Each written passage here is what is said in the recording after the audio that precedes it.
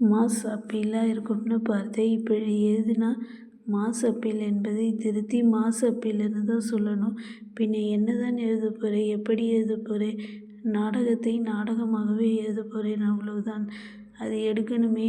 எடுக்கிறதும் எடுக்காததும் நாடகத்தை சிறப்பாக அமைக்கிறதுல தான் இருக்கே ஒழிய நாடகத்துக்கு சம்மந்தம் இல்லாததில் மட்டும் இல்லை. எப்படி உன் பாடு? நீ வாத்தியார், அதனால நான் சொல்கிறத கேட்க மாட்டேன்.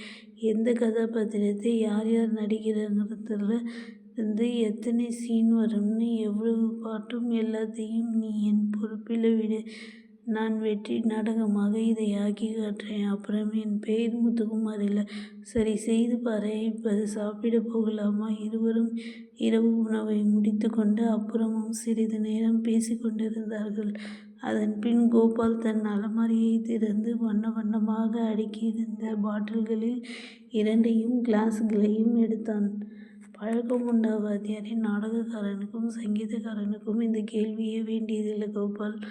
வா, இப்படி உட்காரு வாத்தியாரே என்று கூறிக்கொண்டு டேபிளில் கிளாஸ்களையும் பாட்டில்களையும் ஓப்பனரையும் வைத்தான் நடிகன் கோபால். அதன் பின் அவர்கள் பேச்சு வேறு திசைக்கு போயிற்று. மாலையில் இன்டர்வியூக்கு வந்திருந்த பெண்களை பற்றி அவர்கள் தங்களுக்குள் தாராளமாகவும் சுதந்திரமாகவும் விமர்சித்து கொண்டார்கள். பாட்டில்கள் காலியாக காலியாக அவற்றிலிருந்து அளவு குறைய குறைய பேச்சின் தரம் குறைந்து கொண்டே வந்தது. தனிப்பாடல் திரட்டு முதலிய பழைய நூல்களிலிருந்து சில விரசமான கவிதைகளையும் ஸ்லேடைகளையும் கோபாலிடம் சொல்லி விவரிக்கத் தொடங்கினான் முத்துக்குமரன். நேரம் போவதே தெரியவில்லை.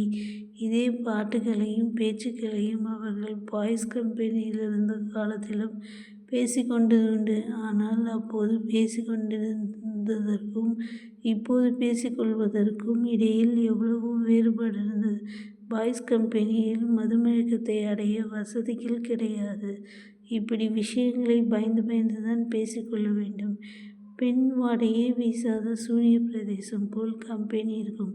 இப்போது அப்படி இல்லை. 12 மணிக்கு மேல் தள்ளாடி தள்ளாடி அவுட் ஹவுஸை நோக்கி நடந்த முத்துக்குமரனை பாதி வழியில் விழுந்து விடாமல் நாயர் பையன் தாங்கி கொண்டு போய் படுக்கையில் விட்டான்.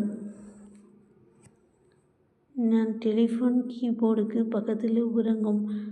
ஏதாவது வேணும்னா ஃபோனில் பறையட்டும் என்று கூறி படுக்கை அருகே இருந்த ஃபோன் எக்ஸ்டென்ஷனை காண்பித்துவிட்டு போனான் பையன். அவன் பேசிய குரலும் காட்டிய ஃபோனும் மங்கலாக முத்துக்குமரனுக்கு கேட்டன, தெரிந்தன. உடலில் அங்கங்கள் வெட்டி போட்டது போலவோ அடித்து போட்டது போலவோ சோர்ந்திருந்தன. தூக்கம் கண்களில் வந்து கொஞ்சியது. அந்த வேளை பார்த்து சொற்பனத்தில் கேட்பது போல் அறைக்குள் டெலிஃபோன் மணி கேட்டது. இருட்டில் டெலிஃபோனை தேடி எடுப்பது சிரமமாக இருந்தது.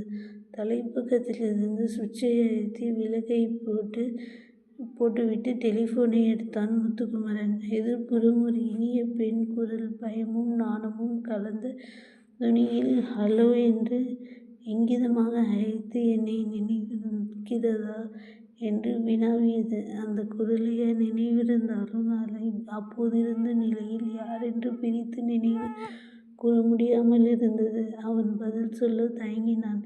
அவளே தொடர்ந்து ஃபோனில் பேசினாள்.